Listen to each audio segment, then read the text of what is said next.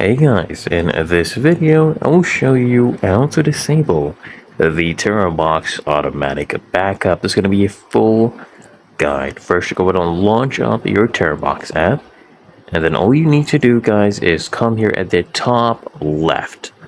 You see these three horizontal lines that will lead you to the menu. So I want you to go and click on these three horizontal lines, and then you'll see here right under Terabox Premium, you'll see automatic backup. I want you to go ahead and click on that. And now on this page, just if you want to disable them, make sure these are toggled off.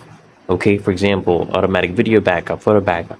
This is going to be enabled probably. Then if you want it disabled, just toggle these off. Okay, then confirm, click on close, confirm, close. It's really that easy and simple, so I hope this guide provided value to you, and if it did, consider smashing that like button, as well as subscribing to Find Your Solution, and I'll see you in the next one.